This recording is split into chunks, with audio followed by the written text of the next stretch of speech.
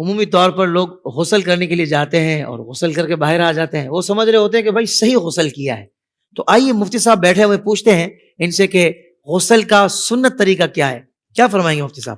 دیکھیں، غسل فرض ہو یا غسل سنت کی ادائیگی کا ارادہ ہو یا غسل مستحب کا ارادہ ہو، سب میں بہتر طریقہ یہی ہوتا ہے کہ سنت طریقے سے غسل کیا جائے. صحیح. غسل کے ویسے 3 فرض ہوتے ہیں. ایک ہوتا ہے کلی کرنا، اور دوسرا ہوتا ہے ناک میں پانی چڑھانا، تیسرا ہوتا ہے تمام ظاہری بدن پر پانی بہانا. یہ فرائض ہے. یہ فرائض ہیں. ٹھیک ہے. لیکن اگر کسی شخص نے یہ بھی ادا کر لی تو غسل ہو جائے گا. بہتر یہ ہے کہ سنت طریقے سے غسل ادا کرے تاکہ ثواب کا ترتب بھی ہو. ٹھیک ہے.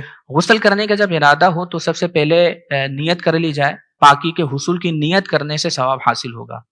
پھر قبلے کی تعین کر لی جائے کہ قبلہ کس جانب ہے، اس لیے کہ اگر ستر کھلا ہوا ہو تو قبلے کی پیٹھ کرنا اور قبلے کو استقبال کرنا یعنی قبلے کا رخ کرنا، یہ دونوں صورتیں مکروہ تحریمی ہوتی ہیں. صحیح.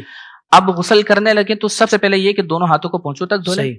اس کے بعد پھر استنجے کے مقام کو دھو لیں، اگلا پچھلا مقام دھو لیں. اس کے بعد پھر جسم پر کہیں ناپاکی لگی ہو تو اسے زائل کر لیں. اس کے بعد پھر جس طریقے سے نماز میں ہم وضو کرتے ہیں بالکل وہی طریقہ اس میں غسل کے اندر بھی ہوتا ہے. جو نماز والا وضو ہے وہی وضو غسل میں سنت ہوتا ہے. صحیح. تو جو نماز والا وضو ہے اسی طریقے سے وضو کر لیں. یہ فقہاء نے فرمایا کہ پاؤں نہ دھوئیں، لیکن یہ اس زمانے کے اعتبار سے فقہاء نے فرمایا تھا کہ اس زمانے میں چونکہ نالیاں نہیں ہوا کرتی تھی تو غسل کرنے کے بعد پانی سارا جمع ہو جاتا تھا. اب چونکہ ہمارے یہاں نالیاں موجود ہیں اس لیے فقہاء فرماتے ہیں کہ اگر پاؤں دھو لیے جائیں تو اس میں کوئی حرج نہیں ہے. نماز والا وضو کرنے کے بعد اب سب سے پہلے سیدھے کندھے پر پانی ڈالیں اور اس کے بعد پھر الٹے کندھے پر پانی ڈالیں اور پھر سر سے پورے جسم پر پانی بہا لیں. اس میں یہ خیال کرنا چاہیے کہ بعض مقامات ایسے ہوتے ہیں کہ جہاں پر پانی نہیں پہنچتا تو ان مقامات پر تکلف کر کے پانی پہنچانا ہوگا. اس لیے کہ اگر جسم میں بال برابر جگہ بھی کوئی دھلنے سے رہ گئی تو یہ غسل نہیں ہوگا. اچھا. اور غسل نہیں ہوگا تو اس صورت میں نماز ادا نہیں ہوگی. ظاہر ہے کہ جب پاکی حاصل نہیں ہوگی تو نماز نہیں ہوگی. نماز کے لیے طہارت فرض ہے، لہذا غسل کے لیے، خاص غسل فرض کے لیے ان تمام چیزوں کا خیال رکھنا پڑے گا کہ جسم کے ہر حصے پر پانی پہنچ جائے. پھر جو پان گٹکے کھانے والے احباب ہیں وہ بھی اس پر توجہ کر لیں. بسا اوقات یہ ہوتا ہے کہ وہ پان کے ریزے یا چھالیاں وغیرہ کے ریزے اندر رہ جاتے ہیں، تو اس میں فقہاء فرماتے ہیں کہ بہت اچھے طریقے سے کلیاں کرے تاکہ وہ تمام جمے ہوئے یا جو اٹکے ہوئے ریزے ہوتے ہیں وہ اچھی طریقے سے نکل جائیں. اس لیے کہ غسل فرض میں کلی اس طرح ضروری ہے کہ پانی ہر پرزے پر پہنچ جائے. اسی طریقے سے جسم پر پانی بہانے میں خیال کرنا چاہیے کہ جہاں پانی نہیں پہنچتا وہاں خیال کر کے پانی پہنچایا جائے.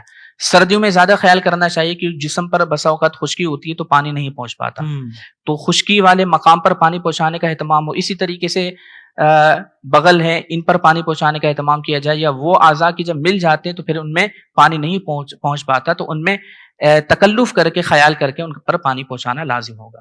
آپ بخاری مسلم دونوں میں حدیث موجود ہے کہ نبی علیہ السلام غسل کیسے کرتے تھے. امہات المومنین نے روایت کی کہ نبی علیہ السلام جب بھی غسل جنابت کرتے تھے تو آپ علیہ السلام غسل کرنے سے پہلے استنجا کیا کرتے تھے. اس کے بعد آپ علیہ السلام زمین پہ ہاتھ مار کے مٹی لیتے تھے. اس زمانے میں ظاہر صابن تو نہیں ہوتا تھا، اور مٹی اس جگہ پہ ملتے تھے جہاں پہ مری وغیرہ لگی ہوتی تھی تاکہ اس کو صاف کرتے. اس کے بعد آپ علیہ السلام، بخاری مسلم کے الفاظ ہیں کہ نماز کا سا وضو کرتے تھے، کلی کرتے تھے، غرغرے کے ساتھ سنت ہے، ناک میں پانی ادھر تک چڑھاتے تھے. وہ ابو داؤد میں الفاظ موجود ہیں کہ اگر روزہ نہ ہو تو پھر تو آپ اوپر تک چڑھائیں، روزہ ہو تو آپ بس نارملی جتنے ہے پانی. اس کے بعد چہرہ دھوتے تھے، نماز کا سا وضو کرتے تھے، پاؤں چھوڑ دیتے تھے. اس کے اندر ایک حکمت تھی کیونکہ کیچڑ تھا، نیچے پانی جمع ہوتا تھا، اور اس زمانے میں لوگ شلوار نیچے سے نہیں پہنتے تھے، تہمد ہوتی تھی، نیچے سے پہنے تو کیچڑ پاؤں پہ لگ جائے.